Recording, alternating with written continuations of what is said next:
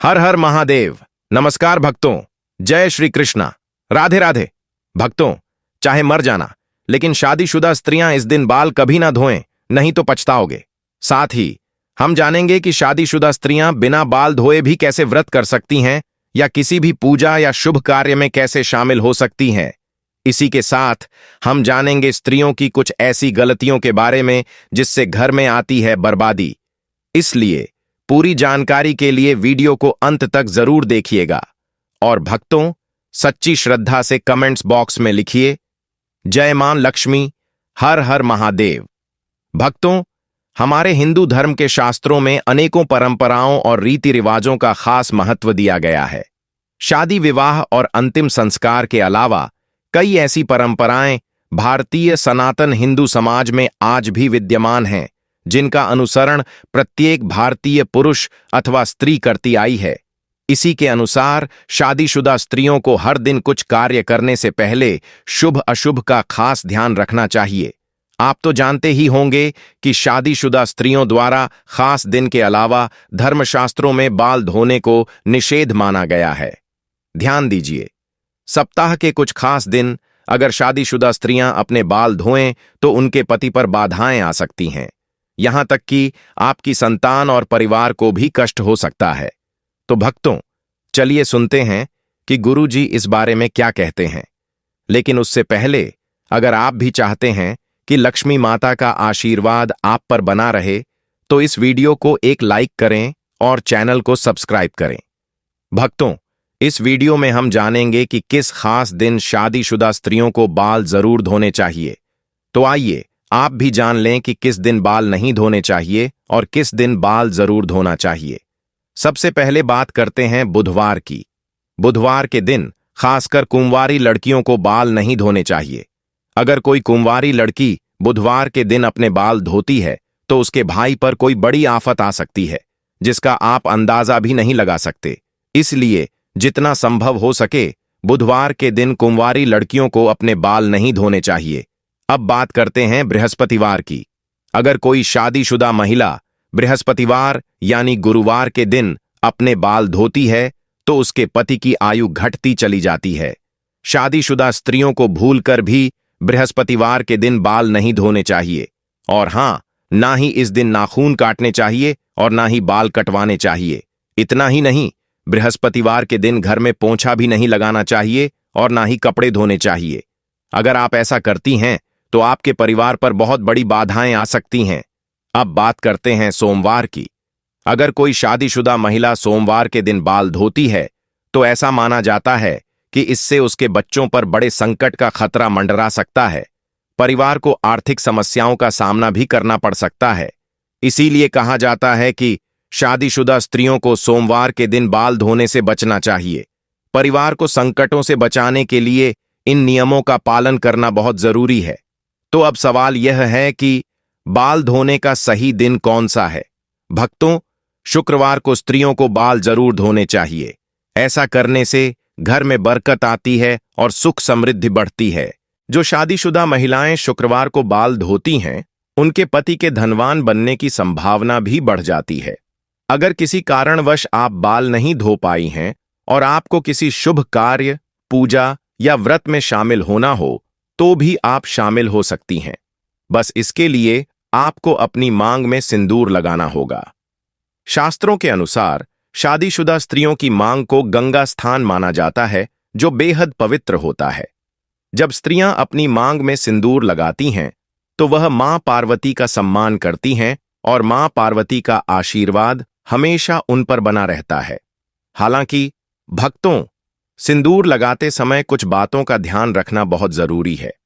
कई बार स्त्रियां सिंदूर लगाने में कुछ ऐसी गलतियां कर देती हैं जिससे उन्हें इसका पूरा फल नहीं मिलता। उल्टा पति को परेशानियों का सामना करना पड़ता है और घर में कलह और बर्बादी तक की नौबत आ सकती है। भक्तों, आइए अब जानते हैं कि सिंदूर लगाते समय आपको कौन सी गलती नहीं करनी चाहिए। लेकिन उससे पहले आपसे हाथ जोड़कर निवेदन है कि अगर आपने अभी तक इस वीडियो को लाइक नहीं किया हो तो लाइक कर दें और कमेंट बॉक्स में जय लक्ष्मी माता अवश्य लिखें। प्यारे सज्जनों, कुछ स्त्रियों को सिंदूर लगाने में बहुत ज्यादा शर्म महसूस होती है और वे अपने सिंदूर को मांग में छिपा लेती हैं।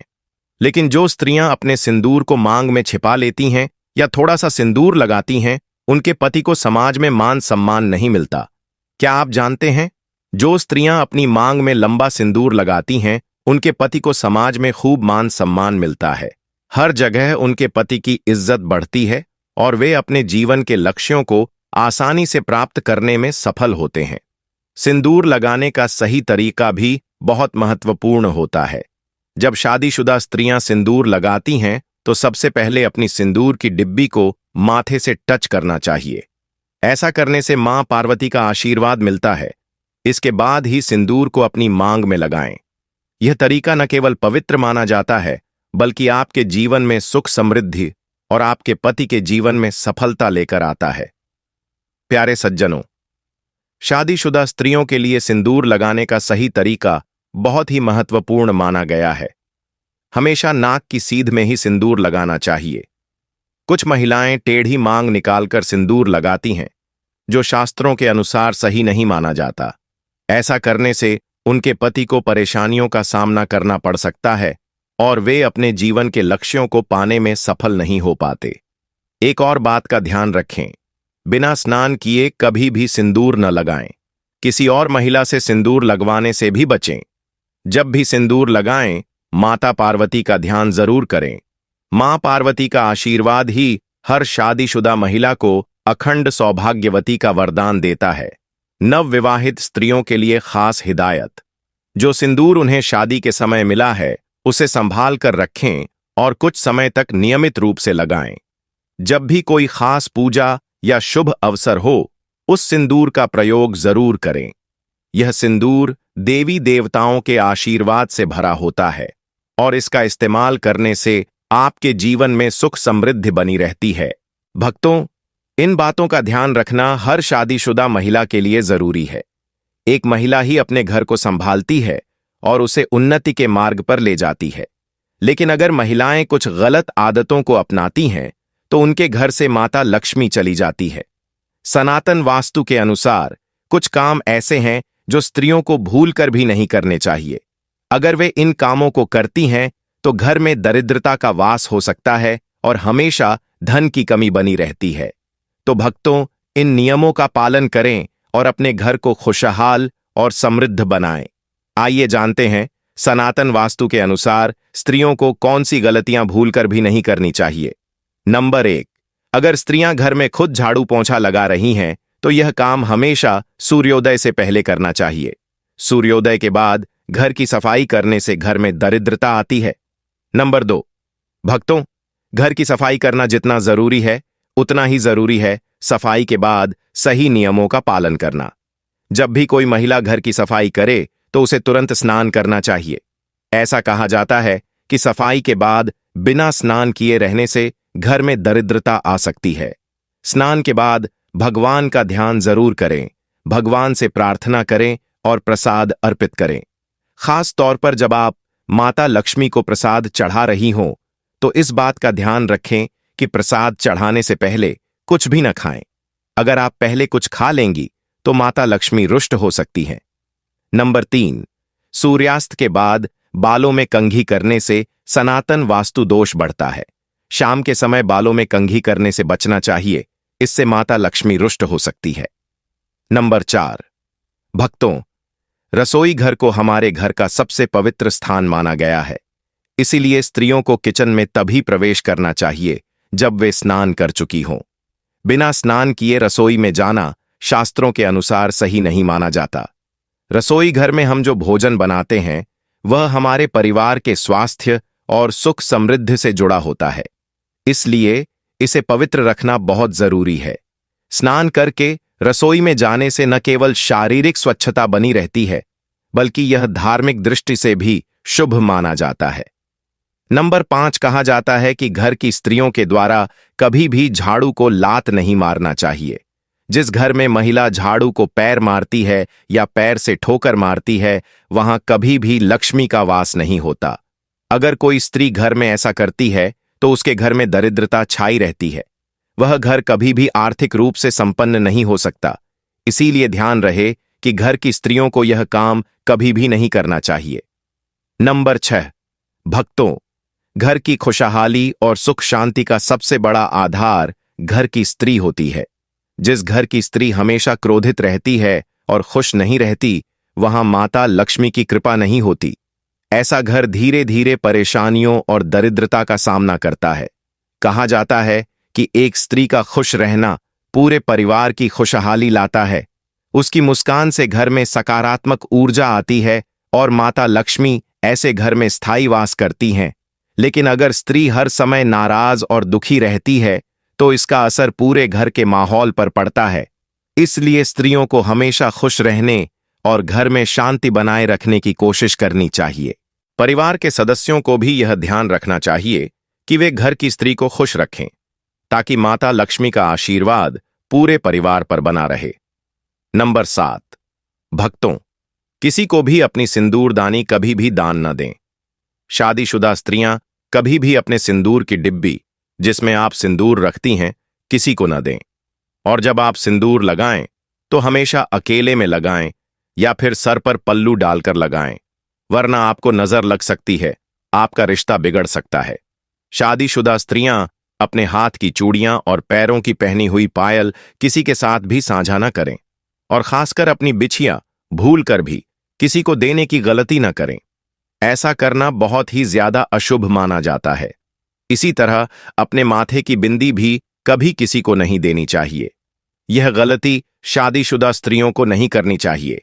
अगर आप अपने पैरों की बिछिया, पायल या बिंदी किसी के साथ भी साझा करती हैं या किसी को देती हैं, तो इससे आपके पति के ऊपर कष्ट आते हैं। नंबर 8। भक्तों, घर की पवित्रता और साफ सफाई का माता लक्ष्मी की कृपा से गहरा संबंध है। खासकर घर की स्त्रियों को इस बात का ध्यान रखना चाहिए कि रात के समय किचन में झूठे बर्तन कभी भी न रखें। यह आदत घर की सुख समृद्धि पर बुरा असर डाल सकती है। कई बार देखा गया है कि महिलाएं तवा, कढ़ाई या अन्य झूठे बर्तन किचन में रखकर सोने चली जाती है।